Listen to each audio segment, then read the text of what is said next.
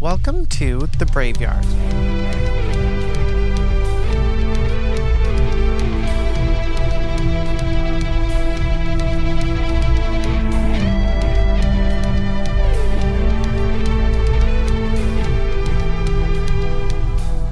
I'm your host, Courtnei Lee. Today we have the privilege of diving into the extraordinary world of a true trailblazer.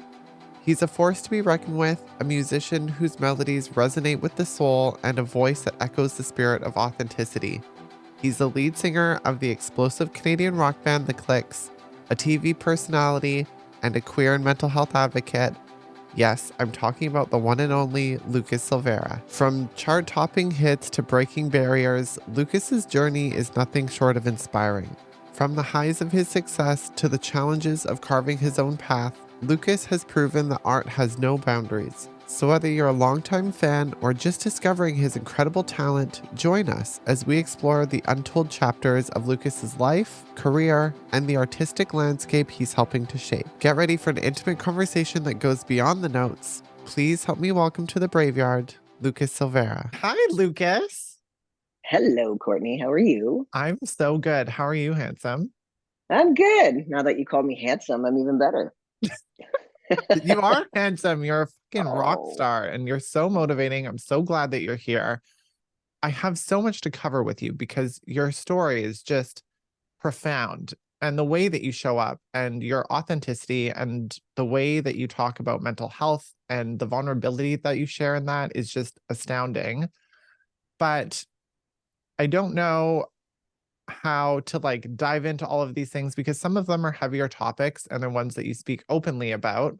But mhm. it's also, I feel like as LGBTQ people, mental health is constantly a topic for us. And we see a lot of LGBTQ mental health in devastating numbers. People that are suffering from anxiety and depression, that, the suicide rate, especially for LGBTQ youth, is astounding. And I'm wondering where you think the first steps are for us to be able to provide resources to those kids right now. Wow, that's a big question. I think as elders, which I am considered, despite the fact that I'm only 50, but that goes to speak very much about how far our lives are expected to last, which is in itself such a sad reality. I think that myself as an elder, one of the things that I've learned in my life, sort of towards getting towards this part of my life, is that one of the most significant things to bring me stability and joy has been to decide that these voices outside of me that attempt to marginalize my spirit, um, I can't listen to them anymore. I have to really only listen to the voices inside of me that send me love. I have to only surround myself with people who send me love and support and allyship, because the reality is that the world, for the most part, sadly, is moving backwards again when it comes to trans rights. I, for a while there, had a little bit of hope that we were all going to move towards this place where, seeing that we were getting more visibility, that would bring more allyship, more understanding. That doesn't seem to be the case. In fact, what seems to be happening is that there's like a blowback, like a kickback from folks who really don't want to see us simply alive. And that, just that idea can be so overwhelming, especially when you're a young person. I can't even imagine what it must be like to have to grapple with that at the time of discovery. For me, when I was coming out, that was a whole different ball game. Like I was expecting to have to say stay silent, but now like when kids are so open about who they are, well, at least in North America. But yeah, to go back, it's for me, it's essentially like you really, really have to work on just saying I'm okay. Like who I am is okay, despite the fact that other people don't think I'm okay. And then we as elders have to continually validate that for younger folks. We have to show up in ways that maybe we don't want to. But the reality is that a lot of these young folks need to see us. They need to know that we exist. They need to, like you said, they need to see that vulnerability out in the world so that they don't feel alone. And I think for me, the most important part of my journey now, strangely, and I never thought this, is to essentially just talk about my transness and be okay with my transness all the time and make it a focus of my social media, of the things that I speak of the work that I do, because it is actually so necessary for the survival of my community. So when I think of myself when I was young, and I think, whoa, if I had like somebody to look up to, especially, when I was like thinking about becoming a musician, and following my dreams and all that, and I had a famous trans rock star to look up to, the difference that would have made in my life. And I didn't. So even though I don't think every trans person, it's their job to be out public, everybody has their own journey and their own comfort with that journey of being out or not being out, or the kind of work they want to do in community. That's all entirely personal. For me, I think that part of my journey has been to be okay, to be vulnerable, and to also like be okay with saying I'm not okay, because I think so many people out there are not okay. And I know that when I hear someone is not okay, I'm like, okay, this is normal. It's okay to be feeling this thing. This too shall pass. That sort of thing. Where you see somebody Mhm. like who's older and got over it and got over it over and over. So essentially, and for resources, that has to be institutional.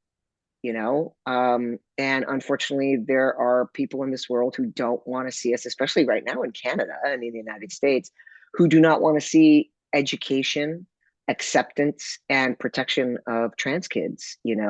This business going on in Canada right now where essentially, the government wants to give authority to, schools to out kids to their parents. They have no idea what that means, the danger that poses. I'm sure there are parents out there who would be like, fantastic, let's help our child, let's do that. But for the most part, that's not the case. Totally. So yeah, it has to be institutional, and we have to fight for it, and we have to continue fighting for it. But if it doesn't come from the institution, unfortunately, these kids are left to, have to go find things by themselves. And so social media is my tool, and that's what I use to lend out resources to kids. And we're grateful for it. Mean, Oh, like, I'm sorry we had to jump in, kind of heavy so quick, but there's so no, it's much to okay. cover with you here. And, the conversation of mental health, sometimes that is the reality is we have to jump into these topics, and there's not really a way of tippy-toeing around some of the issues that trans youth are facing right now specifically.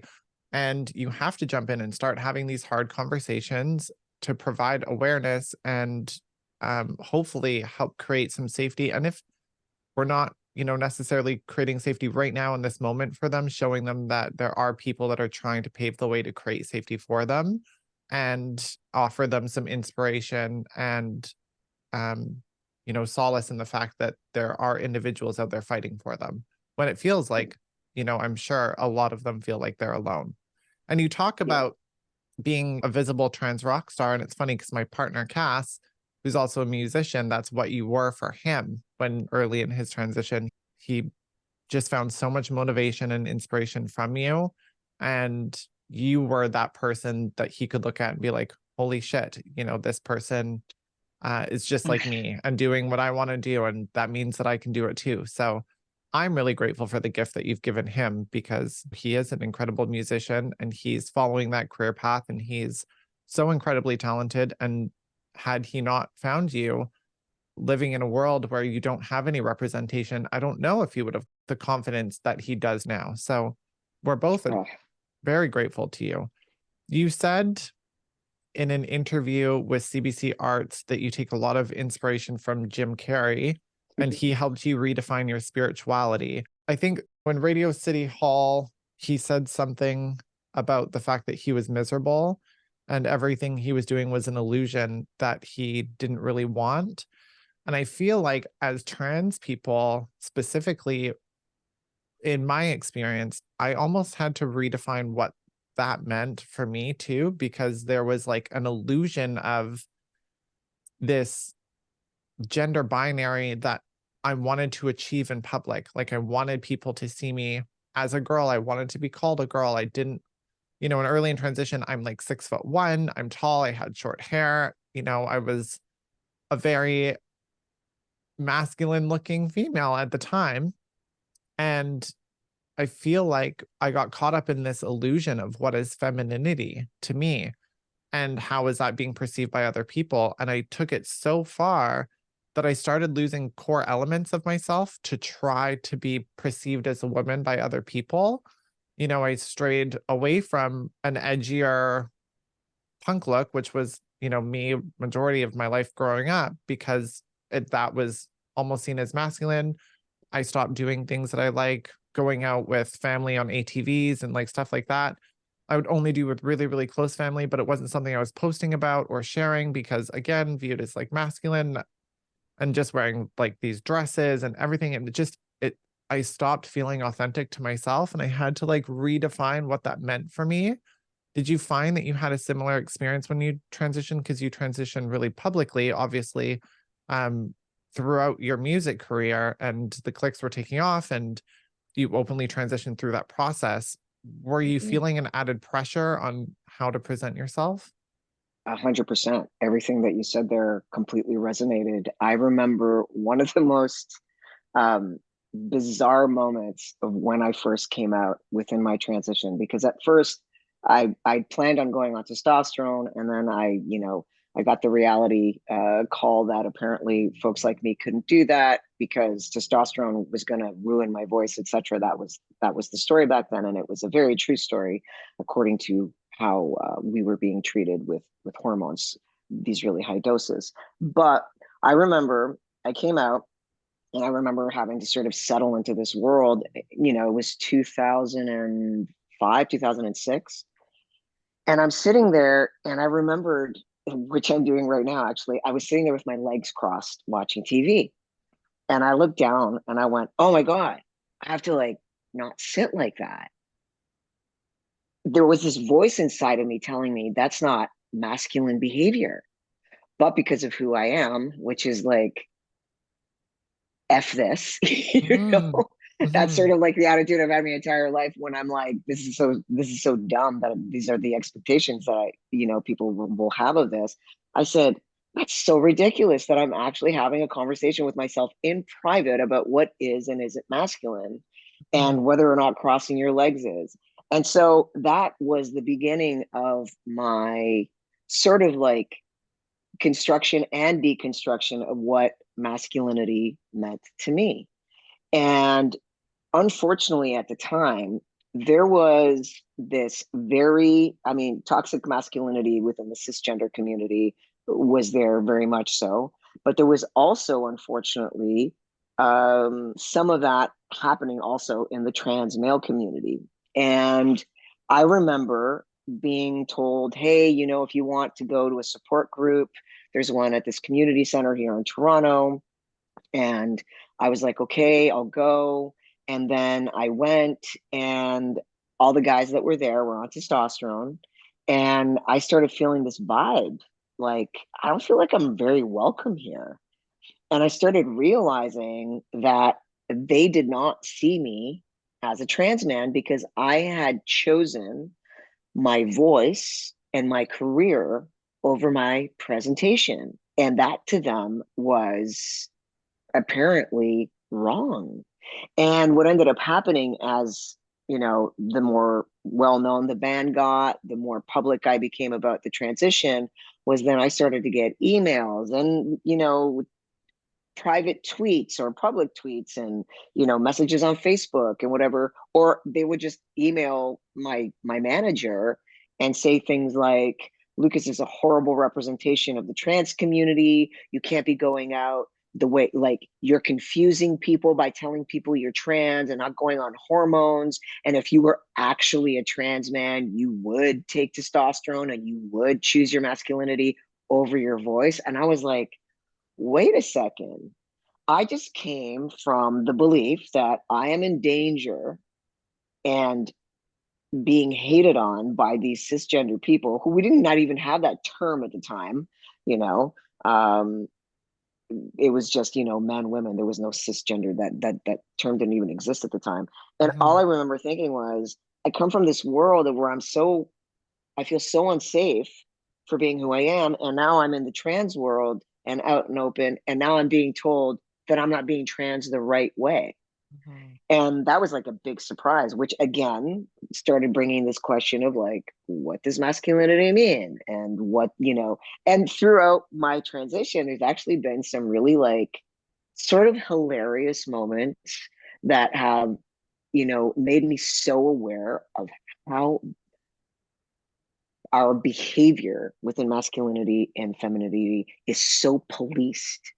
Language, presentation, something as simple as I remember when I did go on testosterone, I went to go buy a pair of sunglasses and I walk into this sunglass shop and I'm trying on these sunglasses and there's this woman there and I look at myself. She's like, "Oh, those look good on you." And I'm like, "Yeah, they're really cute." And she goes, "Oh, that's so sweet." And I was like, "What? I don't understand what just happened." She goes, "Oh, you said cute. Like normally guys don't say that when they look at themselves, but I think that's really sweet." And I was like, "Oh, whoa. Am I giving myself away?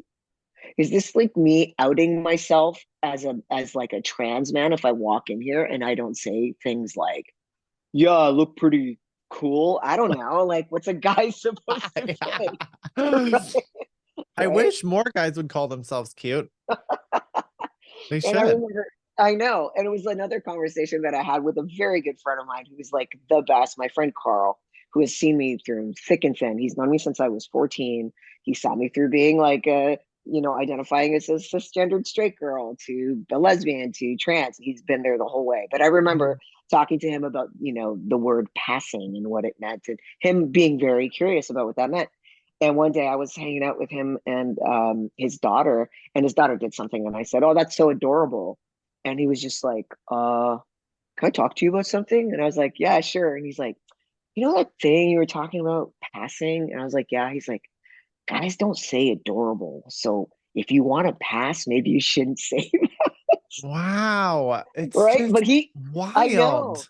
But then I had this conversation with him and I was just like, "Hey, dude, that's really funny. I love you. But here's the thing." And now he's like so on board. And he's the guy saying, "That's adorable and that's so cute." Because he's just Mhm. decided, I don't give a shit. You know what I mean? Yeah. So, yeah, but that has definitely, it's been such a huge thing. And now I'm just like, be who you want to be. I don't care if I like want to be uber masculine or have a piece of me that's feminine. I don't care.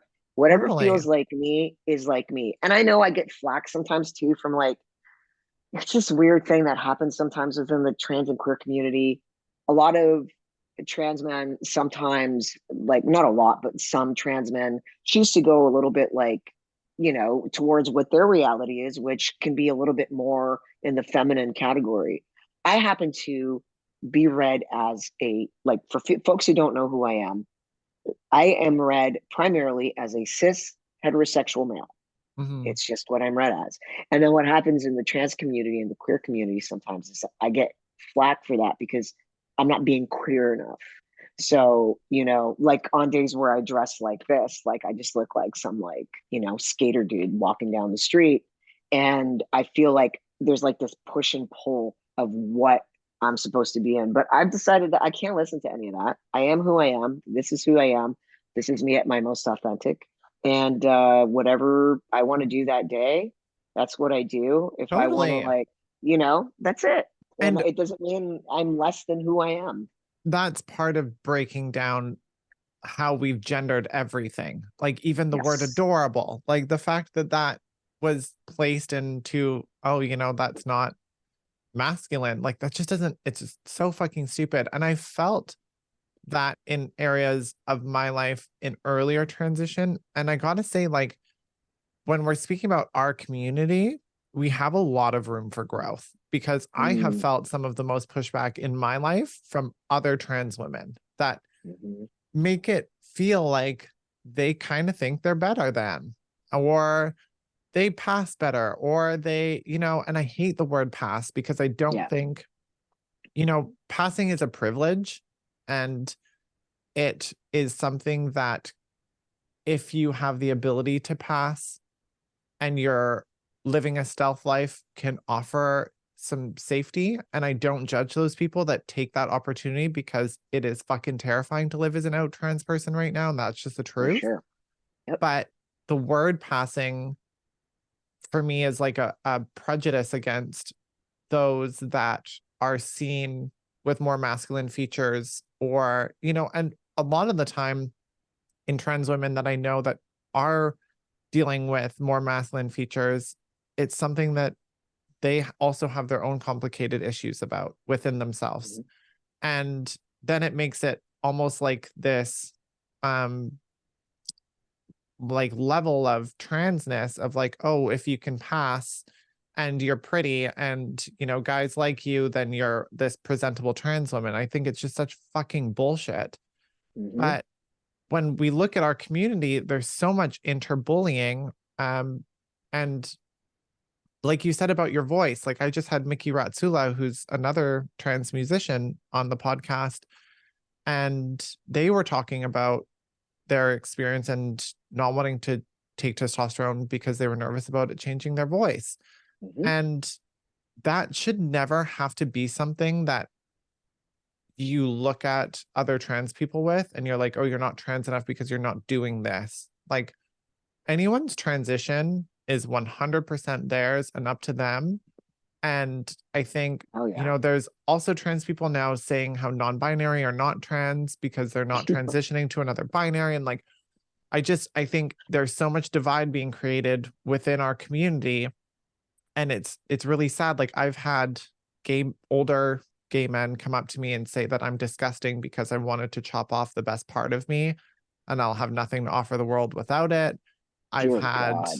older lesbian women that told me that I'll never be a real woman. And it's just, you see all of this interbullying, and we're Wow. going up against enough bullshit in the world on a day-to-day basis.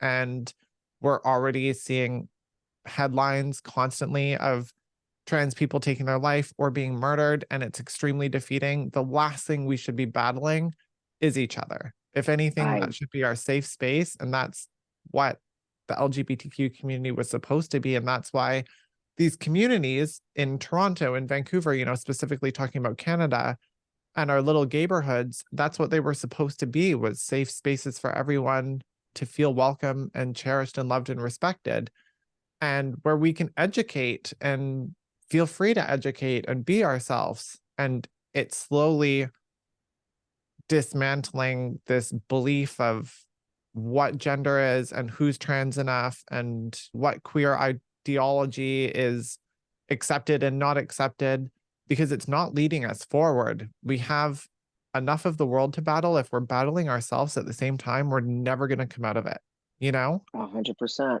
I could not. Every word you said is the absolute truth. I think you know there was a time where because of this, there was so much anger inside of me towards my own community because I was, moving through the world feeling so unsafe and thinking, oh, this is my safe space. And then realizing that I wasn't safe there. It like just bred this deep resentment and anger of my community. So I stopped going to my community for any safety. And I felt really isolated already from the world as a person. And it just created that much more isolation.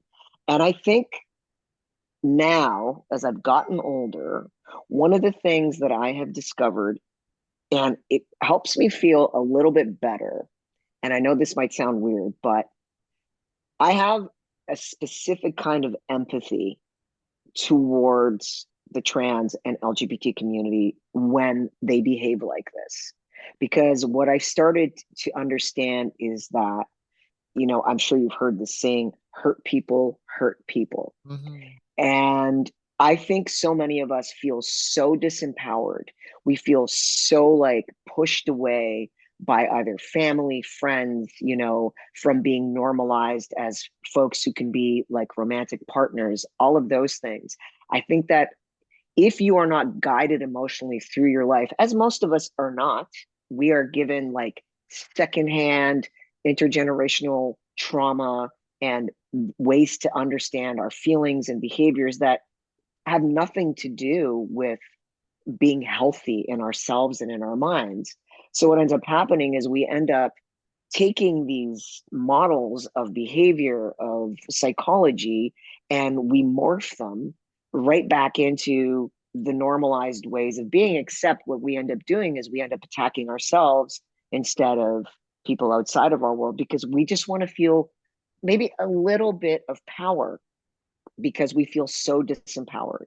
And I think a lot of that behavior, and it took me a long time to learn this, and it took a lot of me going through a lot of anger and resentment, and finally like being taught by other people, having my own mental health fall apart, to start looking back and participating in Buddhist practices, for me to be like, oh, the reason why these folks are hurting me is because they're hurt, and it's the only way they can feel some kind of control, some kind of power in their lives. And what I hope we can start doing as a community is healing, because I think if we start to love ourselves, and I know this stuff all sounds very cheesy, and a lot of people are like, oh, that's so ridiculous, you have this like toxic positive belief of you got to love yourself and da da da da da, but that's not what I'm talking about. I'm talking about like an actual practice that we need to have as a community to attempt to not internalize our marginalization. Because as soon as we take on our self-worth as being the value that society gives us, we're in the deepest trouble. That is when we start attacking each other, because it's the crab in the bucket mentality. If you're up and I'm not, I'm going to attack you, and I'm going to put you right back on my level, because if you're not, then I'm going to feel bad about myself. I'm going to think that I'm not as good as what, in our minds, society is saying what success looks like. I spent most of my life comparing myself to other musicians, thinking, Jesus Christ, I'm not really successful. I didn't do this, I didn't do that. Everything about my life and my career is about my transness, and this is nonsense. And I got so angry, and I got resentful, and that like swallowed me, and it swallowed me in every part of my life, in all of my relationships, family, friends, that stuff. It's like an emotional disease. It starts Mm-hmm. spreading, and it infects everything around you. And so when I started to realize that I had internalized my marginalization, that's when I started sort of like being like, I cannot sit here in this belief, because then I'm just giving these other people who hate me power. That's what they want me to believe. And I think that was like the greatest, like the first step in me really deciding, like, whether it is from the trans community or the cis hetero like community, I cannot listen to any of this. I have to find my lane, and I'm going to find my allies and the people who love me, and I'm going to stick to that. And anything else, I feel love for you and sympathy, but like we talk about this in AA sometimes, which I haven't gone to in a long time, but is part of the AA thing. And I'm going to say I'm not fully on with the AA model, but there was one thing that Mm-hmm. they used, which was called loving detachment, which is essentially like, you don't take away the love that you feel. You don't try to like erase a love that you feel for something or someone or community, but you say, hey, right now, you're kind of hurting me and it's not helping me in my journey. So I love you, but I'm going to go over here, Yeah, you know? And I think that's what we have to do a lot as a community, is we have to do loving detachment in order to sort of um, survive, you know? totally. And I think there's like I've had a lot of fear. I'm practicing loving detachment right now, um, with my own family, specifically my mom. And I I've struggle with it constantly because I love her so much, but we don't add.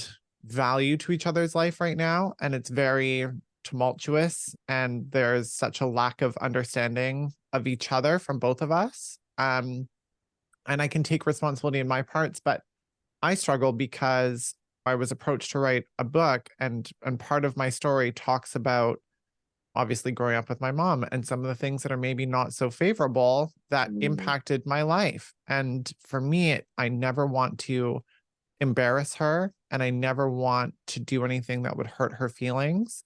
But I also want to be able to share my story. And my mom is very much somebody that she's quite aware she has a large ego and quite a bit of pride. And so how she's perceived on the outside means a lot to her. And that was something that I grew up with and I kind of took on and had to like rework in my brain to unlearn those things.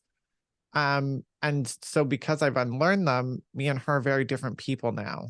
And I have a hard time finding common ground with her when I feel like there's a lack of responsibility. And this is a parent that did support my transition and goes to Pride and is a complete ally to the community and is, you know, a loving, kind person that does her best. But sometimes as LGBTQ people, just because somebody isn't discriminating you doesn't mean that you can't also put up a boundary with them. And I think that that's 100%. something I learned in my relationships too, was like, oh, you know, you're not mentally and physically abusing me. You must be the love of my life. You know what I mean? And Oof. I stayed Yeah. in those relationships way too long because I had been in abusive ones. And I had one ex that was in recovery when we met, and I didn't know how bad their addiction struggles were until we had been dating for quite a while, and then did everything in my power to try and help in every way I could for them to find recovery again. But it just got way too far and it became extremely abusive. And so my boyfriend after that partner is a lovely individual, but it was almost like, okay, like you're not gonna hit me or, you know, talk terribly to me or tear me down. You know, this is a healthy relationship. When in reality, there were a lot of things in that relationship that were not meant for me. And I stayed in it because I had such terrible experiences on the other end where this looked quite positive just because I was getting genuine respect. I think as trans people, we take the smallest amount of respect and Mm. allow that to hold a lot of weight for us when in reality, we're still allowing behavior that is not filling to us because we don't think we deserve more than that. And I feel like that's something that unlearning that and then sticking up for yourself and having this self-worth and, you know, with alcohol and me, like alcohol was a massive crutch. And I haven't talked about anything on social media with my journey with alcohol. And I didn't know if I planned to because I recently quit drinking and made the decision that if I wanted to have a successful life and if I wanted to be an inspiration for LGBTQ youth in any aspect, that was something that couldn't be a part of my future. It was something that I used as a coping mechanism, and I was raised around massive alcoholism. It ran rampant in my family. My dad's an addict. My mom has dealt with some issues. My grandmother. It was just something that was always around, and we were definitely like my chosen family too. We were drinkers, and that was Mhm. what we did. We worked in bars. We were young kids. You get off work, you get wasted. That was my every day. And it just kind of followed me into my adulthood as this shadow that I never really wanted to turn around and look at and confront because it was an easy crutch. And when I kind of came into more of a healing aspect of my life and I started to do self work, specifically about my femininity, how I wanted to show up in the world, what my divine feminine meant to me, and not allowing this ideology of gender and what's masculine and feminine to affect me anymore, I realized that I had become more confident in myself. And because of that, alcohol no longer had a place for me. And so Mm. it's hard to get to all these points and to find all of this resolution in self-work, but you have to do the self-work in order to get there. And there's so Yeah. many LGBTQ young adults and, all the way up through into our elders that are still suffering from quite a bit of excess when it comes to alcohol and drug use. Oh yeah. It's very normalized in our community. In fact, like I if I think about myself as a young queer, that's where we went. We went to bars. We didn't have like church and like, The bars school were gatherings. church. Yeah, You had exactly. the drag queens up at the front singing hallelujah and shots being passed around. Exactly. But that was our community. That's how we found love. That's where we found, a place. And I am starting to see like now a lot of these younger folks who are like they don't want to drink. I've never seen like a generation of youth who are so like, nah, I don't need that. And I'm like, cool. I'm glad because not only does that speak to, just healthier everything, but it also speaks to the fact that they're feeling like they can manage their feelings in a way that's healthier. Of course, then my brain goes to, oh, they're not doing alcohol, they're not dealing with drugs and alcohol because they're using social media as the crutch, and that's where their brain is all the time. And I do think that that's part of it, but I would rather see folks going to a place where they're actually, hopefully, connecting to things that can actually bring them truth and growth and awareness. Because I do think that social media has opened up that place for people's knowledge of who we are. Um, And a but place of yeah, like community to a degree. Like there is 100%. smaller places of community for LGBTQ individuals to find friendships and find, especially for those living in unsafe states where they now can't talk about the fact that they're trans, can't tell teachers or parents or anybody. That is a bit of a safe haven. And it's one of, I think kind of a rare thing of social media that it has done. They can go online and find other trans people and reach out and build connection and find community and safety within that. So I'm Yeah, grateful for that. But you also get the other end of the spectrum where if you are a visible trans person, which is how you would be found on social media for another trans person, you're up against all of the hate and violence that comes with being visibly trans. So exactly. there's a lot back and forth. You talked a little bit about your voice, and this is something that I also kind of discussed with Mickey, but for a lot of trans people, and now specifically talking to maybe aspiring trans musicians, I love singing. Like, I don't consider myself a good singer by any means, but I quite enjoy singing. Good. But when I hear myself listen back, there's a lot of dysphoria around my voice. And I Yeah. think that that's something that a lot of trans people have in similarity, even just in speaking or public speaking. So, do you have any advice for any trans individual that's struggling with that right now on how to move past and love their voice and be able to speak up? Yeah, I mean, at the beginning, when I was first recording albums, I would go into the studio, I would do my parts, and then I'd listen back. And just like you, I would have these dysphoric moments where I'd be like, that is not me. That is not me. I don't know why, like, I sound like that when my brain is telling me that's not me. And then, I came out, knew who I was, knew what I wanted to hear. And of course, again, I'm hearing this thing. I ruined my voice on tours by trying to like actually like deepen it before I started T. I was doing things that I should never have done to my vocals at the time. And then of course, then the time came, I took T and my voice, I did all the right things. There is a way to do it. And now my voice, I'm like, this is me. I remember the first time I recorded a track and I listened back to it and like I felt like I had finally reached like the epicenter of like everything I was supposed to be and do. Mhm. And that there was so much joy in that. And then there was this weird thing that happened when I would listen back to the other stuff. I'd be like, what the hell? that's not me. And I couldn't listen to my old records for a really long time.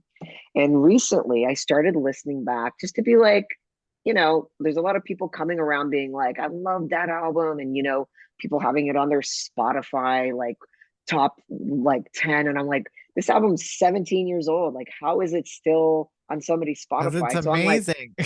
well, but like, like we're always our own like worst critics, right? So we're just like, I'm Totally. like, oh, so I've gone back and I've listened to it. And I'm like, man, I had a good voice. Like my voice was a good voice. It was not what I wanted to hear, but it was a good voice nonetheless. And my journey, it has brought me to this place. So when I'm thinking about other trans folks, whether they want their voice to sound quote unquote more masculine or more feminine, whatever that means to them, I think it's not about settling for what you have, but it is realizing that in that moment, it is what you have. And so just try to do your best with what you have without resenting it, because it's just one step of your journey and where you're moving through it. As an artist, I think all artists, we we move through our lives and our growth is very much like, mirrored in what we create. And I think that as I look at my past and I look at my voice on my first album, it was not as good as my voice on my second album or on my third album.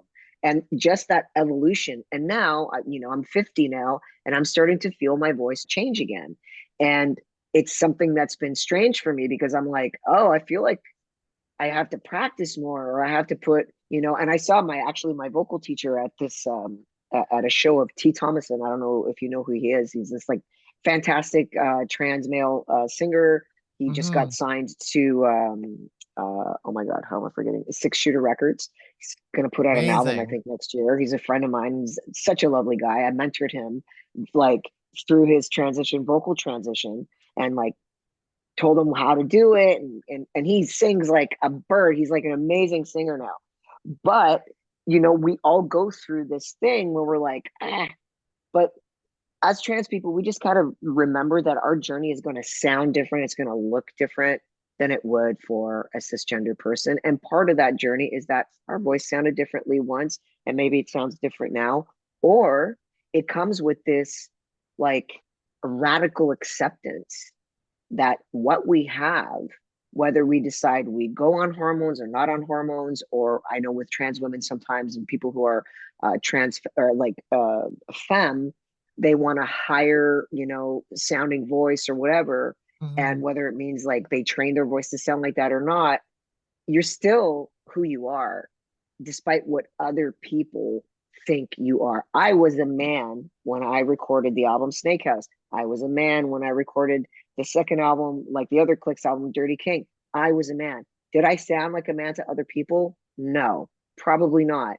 But when I look back, I hear the spirit of my masculinity in that voice. I Hmm. still feel myself. I only do it now because I'm able to acknowledge that my humanity is not just based on this, idea of what masculine and feminine is.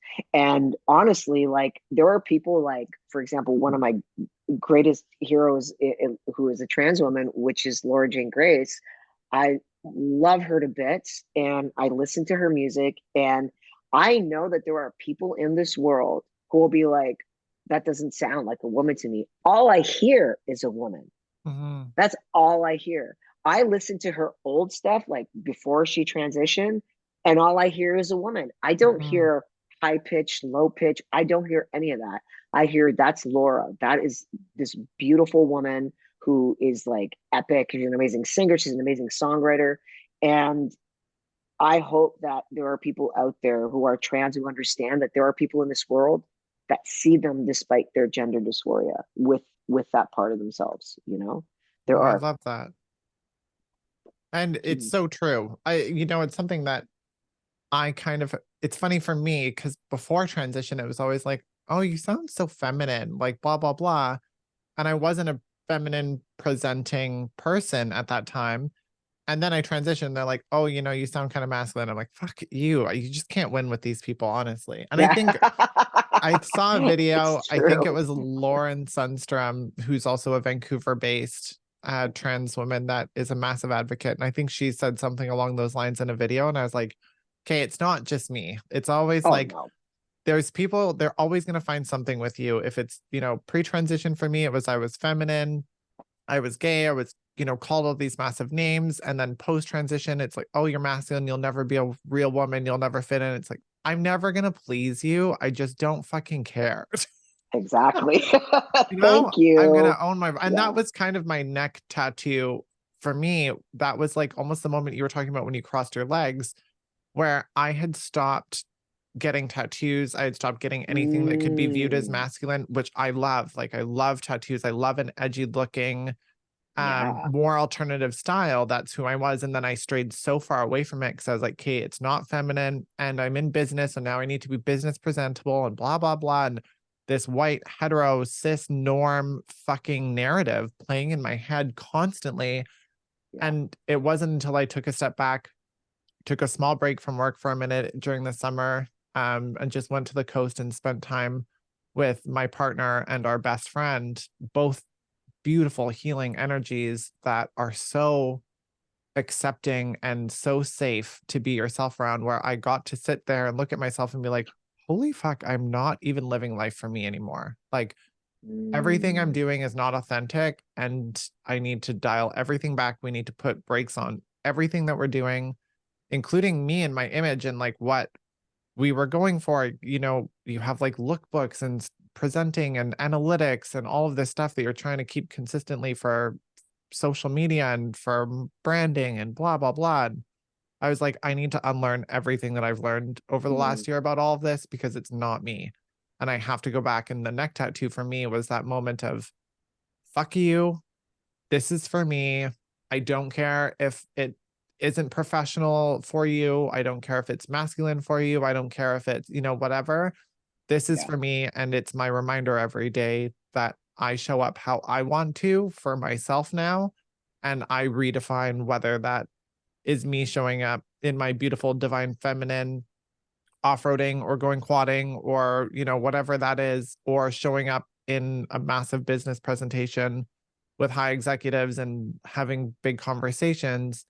This is who I am and I get to show up how I want to. It's kind of the point of starting a business, be able to make your own Yeah. rules. And I forgot. Yeah. Listen, I love that neck tattoo. It's hot. And I personally, Thanks. I'm all about like ladies with tattoos. My girlfriend has tattoos. I honestly, I don't know if I could like be in a relationship with a woman who didn't have tattoos. Right. It's So, like now I see my friends. I'm like, oh my God, you're like a blank canvas. Look at how much you could do. We're gonna see like all these kids going in yeah. there and be like, I was listening to the Braveheart podcast and now I want to get a tattoo. Just get a bunch of hate mail from fucking moms being like, no. Um, just wrapping up on The Voice, I think that it's interesting because you actually said in an extra interview, I think this was maybe when Dirty King was coming out, and you were talking about songwriting, and you had said that you weren't sure about the writing process and you didn't know if it was a click song. And then I think it was Sylvia Macy said to you that you know what a click song is? It's a song that Lucas writes. Yeah. Was Wow, I that haven't heard that one. Yeah. That was was a that a big one. big Yeah. So moment? it was a big moment. Sylvia Massey, so she was the producer of the album. We went to record that album actually in this little town in Northern California called Weed, if you can believe that. Weed. Weed, California. There was this, she had this amazing studio. It was like an old theater. And we actually like, we slept. I lived there for like 3 months while I was recording the album. It was beautiful. But yeah, I remember it was a very tumultuous time for me and the band as well. Like there was a lot of disconnect between me and the other members that were still in the band. And part of it was this whole like what a click song is supposed to be. And myself as a writer, I since I've started writing music, I don't have a genre that I stick to. I just write songs. And I remember feeling really pressured to write a song that was like a quote unquote click song. And I remember having a really hard time with it. And I think because of that, I limited myself in my artistry because I had to sort of like dumb down to not sort of, how can I put this? Um, Sort of like, move within my growth. Instead, I was just like, well, this is what the clicks sound like, so I have to do a click song. And then what ended up happening when she told me that is that all of a sudden, whoosh, I went like this whole completely other way. So there are songs on the album that are definitely like heavy rock or whatever. But then there was a song that I wrote that was called Emily, which is this very like piano, Beatlesque Hmm. sort of ballad. And I was in love with this song. And I was like, I don't know if this is even like a song that could be a click song. Thankfully, the other band members were like, fuck yeah, we love this. The label wasn't super keen, and there was a couple of other songs that also they weren't super keen, which is sort of like my more mellow stuff. But yeah, like that's the lesson that comes in being an artist. You just have to follow your truth. It's very Hmm. much like being a person. You have to follow your truth, because if you don't, you end up in places like what you just talked about. You're like, whoa, I am not being my authentic self. I am not, you know, like I am not embodying what I know to be true to me. And that does immense psychological damage to you. And it does damage to your relationships because people can feel that. And the thing is, too, like with audiences, when it comes to being an artist, whether, a lot of these artists want to believe it or not being authentic has a shelf life. People are going to figure you out eventually. And if they Totally. figure out that you're not like being true to who you are, it's because your work is going to like fall short of your energy. And I Hmm. think that, we need to take that into account both as human beings, as trans people, and as artists. It's very leveled for a trans person to be an artist. Well, I'm grateful that you did that. And I'm grateful that she said that to you because I love everything you've put out in life. Oh, But I love listening to the evolution. And I think there's so much inspiration for me in my trans joy of listening to those albums and hearing your evolution and hearing how the music has adapted in ways that showcase who you were in that moment. And it is constantly shining. And it's just, I think it's the most beautiful love story to music as an artist to be oh, able to see that. So I'm really grateful. oh, Um, darling. you said in an interview with Extra, I spent so many years looking at my body and thinking, I hate you. And that was something that, like, I almost tear up every time I think about you saying that, because this isn't just trans, this isn't LGBTQ, this is every single person at some point in their life. I don't care who you are. You've sat there in a mirror Mhm. and been like, fuck you, like, fuck my thighs, fuck Yeah. this, fuck, there's something that we're picking apart about ourselves. But with trans people, it becomes so much more because you're dealing with dysphoria and a lot on the outside as well. But then your body's, it's not just one piece that you might be critiquing. It can sometimes be the entire thing that looks so different from who you feel like.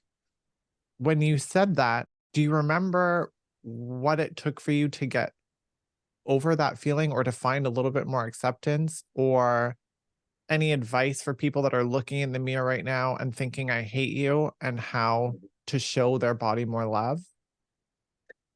This is like probably for me the most complicated part of my relationship to myself, always has been. And because I think it's exactly because of what you just said. It's not just because of the transness of it, it's because of these, societal, expectations of what a body is supposed to look like if you're this, if you're that, or the other. And so I think initially, one of the first times I ever looked at my body and I was just like, whoa, I'm that is where I'm supposed to be, where I'm supposed to be going. It was actually a photographer from Toronto. Her name is Tanya Tiziana. And she is this incredible queer photographer here. And I played the very first show that I ever played post like starting testosterone, where I was starting to sort of build a little bit, like where I was showing a little bit of more musculature. My face was like getting a little bit more thick. And I saw this picture that she took, and I was like, ah, like that's who I am. That's where I'm supposed to be going. And it was almost like seeing the first picture of myself as a teenage boy, Mm. right? And I was like, look at my body. And like, I'm a little dude, right? Like, I'm just a small dude. I have no issue with it. But I used to be like really top tiny, like super, super little. So there was no like girth to me whatsoever. Mind you, the bottom of my body was always very feminine, it was very curvy. Still to this day, I think sometimes that my body in that state exists because that's what happens to us. Our bodies become part of our trauma, right? Mhm. But I remember that was the first time. And then as I started like, looking in myself at myself in the mirror and seeing that face that I've been looking for in my other face my entire life, it was like this. I started to embody that that was just me. And I remember for the first time in my life, there was a period of time where I just didn't look at myself and think something negative as I was looking in the mirror. And I remember realizing that I hadn't done that for a really long time and going, holy shit, this is what quote unquote normal people feel like when they feel like they're embodying who they are. Mhm. And because it was so foreign to me, because spent so much time in this place of self hate. And now, what ends up happening, I think, when we talk about mental health, we have to talk about our bodies. And I think for trans people specifically, that is such a huge part of it.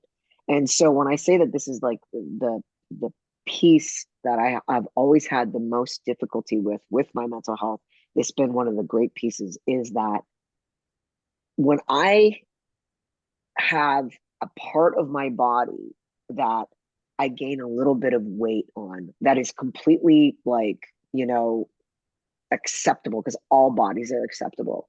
There is a connection that I have to that specific body part. With me specifically, it's my thighs, right? If I start gaining a little bit of weight, I look down and I'm like, oh my God, I'm starting to get lady thighs. I'm starting to get lady thighs. And I start obsessing. And then it becomes like this, it's like this internal enemy that's constantly saying, you are not, you don't really look like a man. You don't really look like a man. That is not a man's body. That's not a man's body. So what I've started trying to do is again with, this Buddhist idea of detaching, which is that there is no body that is supposed to be masculine or feminine or attractive or not attractive. It is your body. That's the body that you have. Do you feel healthy? Do you feel like, you're not in pain? If that's the case, then just live in that, breathe in that. And you sometimes we do have to breathe through it, and we do have to have conversations with ourselves and other people, unfortunately, to validate that we are okay. you know I lost a lot of weight a couple of years ago because I had a nervous breakdown, and I went like rail skinny. I was like at 114 pounds, which is not normal for my body. And I remember thinking, I hope I stay this weight forever. And why? Because I couldn't see my thighs, but I was not healthy in that body. My nervous system was like shaking all the time. And the reason why I was thin was because my body could not stop like feeling that it was in a sense of like absolute survival mechanism, like going all the time. And so I am trying to have this conversation with my now or with myself where I'm like, you know what? If you're eating healthy, if you're, moving around and having a healthy, non-sedentary lifestyle, and your body is at a certain weight and it looks a certain way and you feel okay, then your brain doesn't have to win. Your Hmm. brain, that lesson, that those things that you were told your entire life of, that thinness is, beauty, that like being muscular is what you're supposed to be as a man, whatever these ideas of gender norms and bodies are, they're ridiculous because all the things that I say make me unattractive, like in this weird brain that sometimes comes about. I never think that about other people Hmm. ever. Isn't that the I'm a, truth though? right. So I remember, like, this is a thing I always tell people, which I find hilarious. And a lot of people don't know this about me, but I've been talking a lot about more lately because I think it's part of something that a lot of trans folks who are um, assigned female at birth that transition with testosterone, whether you identify as a trans man or a non-binary person, is that sometimes when you take testosterone, it changes your sexuality. I used to be very like female, cisgender females. That was like my attraction, and that's what it was. When I started T, this weird thing started happening to me where I started being attracted to men. And I did not understand it. I was like, I don't get this. My libido is up here, and all of a sudden I'm attracted to dudes. And all of a sudden I was attracted to these big, giant, fat, hairy, bald men. I was like, oh, I'm attracted to bears. That's my type. And Wow. meanwhile, right, I cannot explain it. It is just what I am attracted to. I'm not romantically attracted to men. I don't have that romantic part. For me, it is sexual. I've accepted that that's true as well. Like a friend of mine said that I was hetero. Oh no, what was Flexible? it? Yeah, something like that. I can't, or hetero. I can't remember what he called it. Um, or no, homoerotic or something like that. I can't remember what he said it was, but it made a lot of sense to me at the time because I was just like, I don't want to like hurt men's feelings if I'm like having like, sexual relationships with them. But I just, when I was doing that, which I'm not because I'm in like a monogamous relationship. But at the time when I was experimenting and doing all that stuff, I was just like, I don't want to hurt anybody's feelings. But going back to bodies, I never in my life thought, oh, here is something that's super sexy. Here's somebody who's super attractive, and they are beautifully fat. And a lot of people don't want to admit that they are attracted to fat people. I have a friend who essentially came out to me as being attracted, a heterosexual male who's attracted to fat women, and he's sick and tired of keeping it a secret. I was like, good for you, dude. Like, thank God that there are people now who are like, fuck this beauty standard bullshit. I'm going to actually go with what feels right for me. Totally. And And the body shaming like allowance that happens in society, especially for women. Like oh, yeah. as a trans woman, I struggled with my weight last year, and it's still something that I'm trying to de-work. And my partner, who's so incredible, um, is constantly reminding me. I'd be like, oh, lost 5 pounds, 10 more to go or something. And it's like, no, Court, do you feel healthy? Are you happy? Mm, And I'm like, right, like that it's not a healthy way of thinking about it, but we're yeah. so programmed. And Oh, yeah. it's, I think now seeing more body positive representation, especially in modeling, is been life changing for me personally as a woman, and also to be able to cheerlead other women. Yeah. And I think that there's a lot of work to do when it comes to this, but I'm interviewing Max Talisman, who is a gay male writer, director, actor. He had appearances on Orange is the New Black. He just wrote and directed a movie that has a gay male plus size lead character, which is played by himself. Lovely. And in that conversation, it's just like I I can't get this role unless I write it for myself because people are not going to write this story. And it's such an Hmm. important story. And I think that there is 90% of content being put out is still not what we walk out our doors every day and see. And until we can have representation, just like within our actual communities being played on the screen, there's still work to do. 100%. And I think honestly, it's like for me, in every aspect of humanity, I think it is one of the most destructive things that exist, because if we are consistently participating in this need to be something we are not, that we cannot achieve, this like absolutely, this is not normal. We're all in pain. We're all in states of self-loathing. And that for me means that the world is never going to move to a good place if all we are doing is comparison shopping, like we Mm. can't do that to ourselves. This is like we were talking about the representation.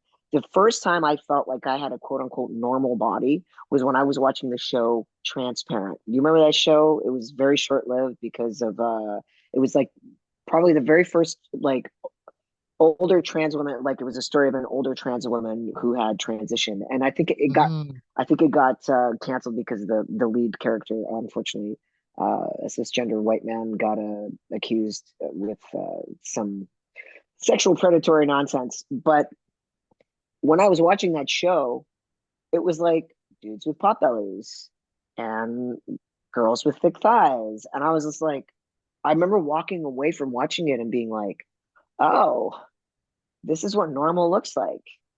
And so now I'm like trying to be okay with my little pudge, you know? You gotta love the pudge. I have to, like, me and my girlfriend, we have names for our roles and where we fluctuate. And like sometimes there's one and sometimes there's two or three, and we've got names for all of them. And I we love show it. them love. It's like when they show up, it's like, oh, cool. Yeah, I've been loving food lately, and I'm happy you're here to celebrate that with me. And it's also just like a conscious thing to be able to accept the many forms of my body. But I love that. I think it's hard for us as trans people to do that on an everyday basis. But I'm so Mhm. grateful to you for everything that you share and how you show up in the world. I feel like I could go on with you for hours and hours and hours, Yeah, but agreed. I think that there were so many lessons here that are so important. And it's an important conversation. And I would be honored to have you back to continue this, because I've got Anytime. 1,000 more notes to go through and review and highlight from all of the amazing things that you say and how you show up in the world. But thank Hmm. you so much for coming on this podcast. Thank It's an you. absolute honor. I am so happy to be here, and I'm so like happy that this is going to be out in the world. And you're fantastic, by the way. Thank I don't you. know what led you to doing this, but this is your calling. Oh, thank you so much. That means a lot to me. I love you, and we'll talk soon. Okay, sweetie. Talk Bye. soon. Bye. All right, folks, that wraps up today's episode of The Braveyard. I want to say a massive thank you one more time to Lucas Silveira. He creates such a safe space to be able to have conversations like this, and he's such an incredible person all around. I'm really, really grateful that he came on. If you don't already follow him, please go and give him a follow. Next time, we have another incredible guest coming on whose coming out story was one for the books. After being outed by the police, her coming out story ended up being worldwide media and sports history. We have Danielle Laidley coming on, the Australian football legend and star of her own documentary, Two Tribes. I can't wait to share more about her story, and we'll see you next time at the Braveyard.